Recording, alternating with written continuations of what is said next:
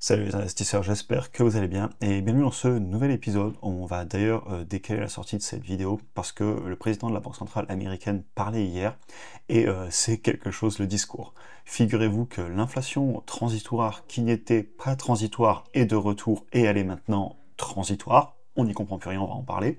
D'après les journalistes, oh là là, les taxes douanières vont revenir et l'inflation et les taux vont donc remonter. Mais non, non, non, la Banque centrale hier nous a dit que pour eux, ils voient toujours deux baisses de taux cette année. Mais par contre, on a énormément d'incertitudes. Bref, qu'est-ce qui s'est dit hier soir? Beaucoup d'informations contradictoires, on va en parler dans cette vidéo. Se rajoute à ça les prévisions qui ont été faites par les membres du comité de la Banque centrale et on va regarder pas mal de chiffres qui sont en prévision à la baisse. On a aussi les marchés qui sont en extreme fear, donc on est en peur extrême sur la bourse notamment, et aussi les taux de pas mal de pays qui sont remontés ces derniers temps, et évidemment ça fait peur pour le financement des États qui sont en déficit. Évidemment, comme d'habitude, il s'agit d'aucun cas de conseil en investissement, je vous partage ma vision sur l'économie, mais au final vous prenez vos propres décisions.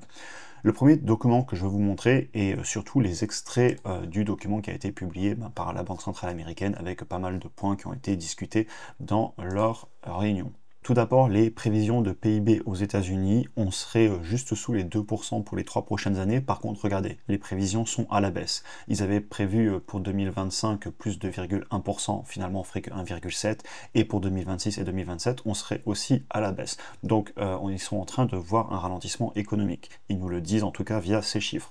Au niveau de l'emploi, eh bien, ils pensent qu'on va se maintenir, ils vont pas de grosses inquiétudes. Au niveau de l'inflation, de la même façon, ils pensent qu'on va revenir largement au niveau des 2% assez rapidement, et d'ailleurs on regardera un petit peu plus tard d'autres chiffres sur l'inflation, et je suis tout à fait d'accord avec ça. Ça fait longtemps que je dis que l'inflation pour moi n'est plus du tout un problème. Et ils commencent à penser pareil, d'ailleurs regardez le graphique en bas au niveau de l'inflation, on voit qu'on a eu le gros pic de 2021-2022, et ensuite pour eux les prévisions vont clairement revenir à 2% sur les prochaines années. Au niveau de la baisse des taux, ils nous prévoient des baisses en 2025, 2026 et 2027. Ici, chaque petit point que vous avez à l'écran, c'est un vote qui a été fait par un des membres du comité au niveau de la Banque centrale. Maintenant, si on écoute les médias spécialisés et aussi la Banque centrale, et plus tard dans la vidéo, je vous donnerai ma position par rapport à tous ces éléments économiques, ce sera mon avis que je vous partagerai, on a beaucoup de contradictions, et je comprends qu'on puisse vite être perdu. D'après les médias spécialisés, globalement, ce qu'on lit à gauche à droite aussi pour répandre la peur, c'est leur travail que de faire des vues. L'inflation va revenir à cause des taxes douanières, oulala, c'est très grave, on va avoir des gros problèmes, ils vont remonter les taux vont du coup, évidemment, pas baisser, puisque l'inflation est de retour, et ça commence à parler de récession à gauche à droite. Donc ça, c'est ce que on peut lire un petit peu globalement, et je pense que si vous regardez les médias spécialisés, vous voyez toutes ces peurs passer sur l'inflation qui reviendrait à cause des décisions politiques aux États-Unis, les taux qui vont pas baisser à cause de l'inflation, etc. Maintenant, vous avez la Banque centrale américaine qui vient de nous dire hier que l'inflation, si elle venait à revenir, elle serait transitoire. Elle l'était déjà à l'époque, ça me fait beaucoup rire, mais bon, en même temps, c'est eux qui l'ont créé l'inflation à l'époque, donc ils pouvaient dire qu'elle était transitoire, ils l'avaient faite. Bref. Au final, elle a été transitoire, mais sur plus de 2 ans. Est-ce que c'est du transitoire ou pas? C'est un autre débat. Les taux vont baisser, d'après la Banque centrale. Ils prévoient pour eux, pas de souci, encore 2 baisses cette année, alors qu'on nous explique à gauche à droite que la baisse des taux c'est fini à cause de l'inflation. Et le PIB et l'emploi est OK, on a encore de la croissance qui est prévue pour eux, et ils voient le chômage rester à des niveaux bas. Par contre, ils restent attentifs à un ralentissement économique, ils le disent, et ils annoncent aussi le début du ralentissement du QT, donc le quantitative tightening, le fait de revendre tout ce qu'ils ont au bilan de la Banque centrale, notamment les obligations d'État. Ils annoncent qu'ils vont arrêter de les vendre et donc d'arrêter de réduire le bilan de la Banque centrale, ce qui est aussi extrêmement positif pour les marchés.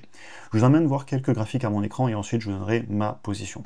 Déjà, le 10 ans moins le 2 ans, donc ça c'est les taux du 10 ans et du 2 ans, donc des obligations américaines, on voit qu'on n'est plus inversé. On a été inversé pendant une longue période et ça c'est une preuve d'incertitude de la part des marchés obligataires. On ne veut pas donner plus de risques aux 10 ans par rapport aux 2 ans. Et on se retrouve avec des obligations à 2 ans qui payent mieux que celles à 10 ans. Historiquement, c'est des signes de récession, et peut-être que pour une fois, ça n'aura pas lieu. Ce serait intéressant, on suivra ça dans le futur.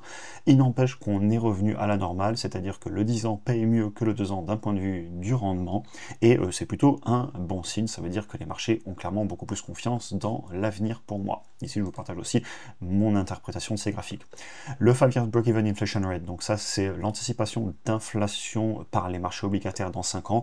Ils nous mettent aussi autour de 2% et demi dans 5 ans, donc pour eux l'inflation est réglée, alors que si on regarde en 2022, il y avait beaucoup plus de peur, on voyait l'inflation dans 5 ans à plus de 3,5. Je voulais aussi vous parler d'immobilier parce que ça influence beaucoup les décisions des banques centrales, notamment parce que quand vos maisons prennent des grosses décotes, quand vous ne pouvez plus déménager parce que vous n'arrivez pas à vendre votre maison, eh bien c'est très mauvais pour l'économie, ça peut arriver même jusqu'à des récessions, parce que si les personnes ne peuvent plus déménager et changer d'emploi, l'immobilier va très mal aussi, donc l'artisanat, les entreprises, etc. Et l'immobilier aux États-Unis, après une baisse, commence à stagner. Et quand vous lisez à gauche à droite, ce qui se passe, c'est qu'en fait les transactions se sont écroulées, les prix tiennent, même s'ils ont quand même corrigé. Par contre, en fait, il n'y a plus de transactions. Donc les vendeurs ne vendent pas et les acheteurs ne trouvent pas à acheter à des prix ceux qui pourraient se permettre, notamment parce que leur pouvoir d'achat a fortement baissé à cause des taux. Et d'ailleurs, je voulais vous parler de ça entre les États-Unis et notamment la France, parce que en France, les taux sont très liés à ceux de la Banque centrale. Évidemment, les taux réels viennent un petit peu impacter, c'est pour ça que si on fait un crédit immobilier, on paye un petit peu plus que le taux de la Banque centrale. Cependant, c'est pas du tout comme aux États-Unis, où là-bas, le prix de la dette pour de l'immobilier est très lié aux 10 ans, et donc au marché. Et quand en 5 ans, vous avez le taux du 10 ans américain qui a explosé, comme vous le voyez ici au niveau de mon graphique, eh bien l'immobilier a eu beaucoup plus de difficultés parce que les personnes peuvent emprunter beaucoup moins.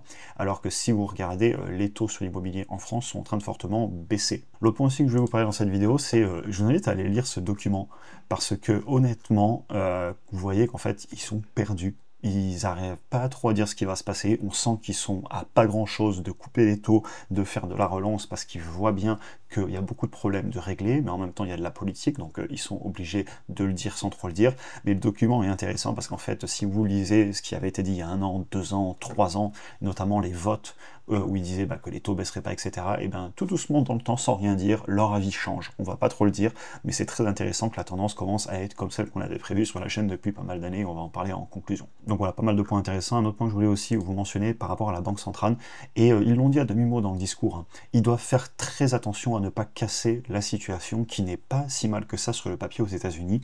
Donc attention à ne pas mettre trop de contraintes sur tout ce qui est financement, donc la dette, les taux d'intérêt, l'immobilier, les peurs aussi dans les entreprises, parce que si on a des peurs, ça peut créer des licenciements en anticipation d'une récession qui pourrait en fait ne pas être nécessaire, et ça peut aller très très vite. Et ils le savent très bien que ça peut aller très vite et qu'en quelques mois, toutes les entreprises commencent à licencier, on arrête les budgets marketing, etc. et hop, vous prenez une récession. Et je pense qu'ils le savent et qu'ils sont très prudents. Les marchés aussi sont dans une forte peur, et la Banque centrale marche clairement sur des œufs, et ça s'entend dans le discours. Ce qui va nous amener à ma conclusion. Premièrement, je tiens à le dire par rapport au marché, je ne veux pas rater les meilleures journées en bourse. Je pense que depuis 2018, je me le suis prouvé à moi-même, on va aller voir après ce qui s'est passé sur les indices, et de façon générale, on ne peut pas prévoir l'économie. C'est très intéressant de le suivre parce que ça a des gros impacts sur nos décisions sur le patrimoine. Par exemple, acheter de l'immobilier, pour moi, il y a un peu plus d'1 an, quand les taux étaient au plus haut, et aujourd'hui, si je renégociais les taux, je gagnerais déjà pas loin de 2 points. Aussi sur certaines entreprises qui vont beaucoup souffrir des taux d'intérêt, ou au contraire, qui vont profiter de la baisse des taux. Donc voilà, pas mal de choses à suivre. C'est pour ça que je regarde l'économie, parce que ça impacte mes actions individuelles. Par contre, je vais même m'amuser à tout vendre pour parier sur une récession, etc. Time in the market beats timing the market. Il est beaucoup plus intéressant de rester investi, et ça permettra de plus gagner sur le long terme que d'essayer de rentrer et de sortir, parce que là, il faut une boule de cristal à mon avis. Et au final, Tina, on n'a pas d'alternative, et ce qui va nous amener à ma conclusion. Ma position depuis plusieurs années, je pense que vous la connaissez, et d'ailleurs quand vous voyez les plus 181% là sur 5 ans sur le Nasdaq, je pense que rester investi, ça a été plutôt une bonne décision pour moi et mon patrimoine. Si je reviens sur ma position, pour moi, ils n'ont pas le choix. L'inflation qu'ils ont créée en imprimant énormément d'argent, on se rappellera de ce qui s'est passé en mars 2020 d'un point de vue de l'impression monétaire et à quel point on pouvait aller prendre de l'air facilement depuis chez nous.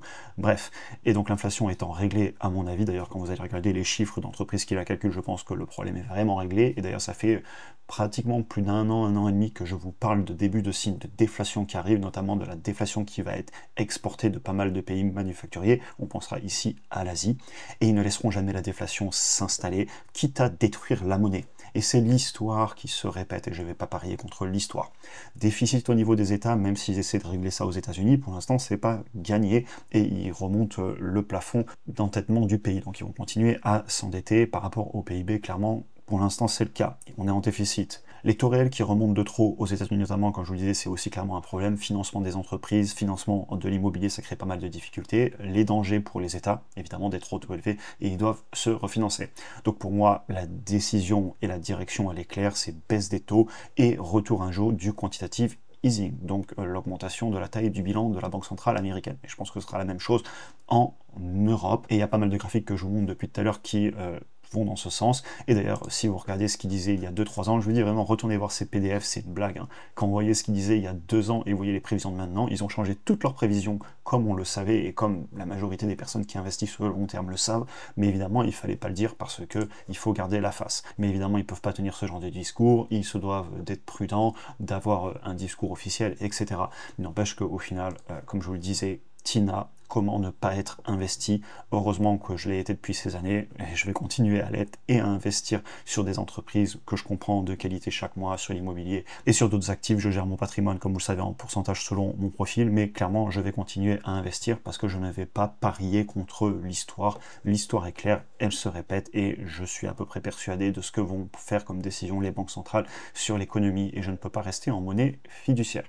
J'espère que la vidéo vous aura intéressé, comme d'habitude, pour ceux qui souhaitent apprendre plus en bourse, construire une stratégie sur le long terme qui correspondra à votre profil tout en soutenant le travail que je fais sur la chaîne. N'hésitez pas à nous rejoindre dans le programme, vous avez la formation vidéo qui est la colonne vertébrale de celui-ci. Vous avez aussi accès à mon portefeuille bourse et crypto, mes achats, mes ventes, les vidéos que je fais chaque semaine. Ça peut être de l'économie, des analyses de mon portefeuille, des analyses d'actions, répondre à vos questions, etc. Et en plus, ça soutient le travail, ça permet de continuer la chaîne YouTube tout en vous amenant beaucoup plus de valeur. J'espère que la vidéo vous aura intéressé, je vous souhaite une excellente journée et on se retrouve très vite pour un prochain épisode.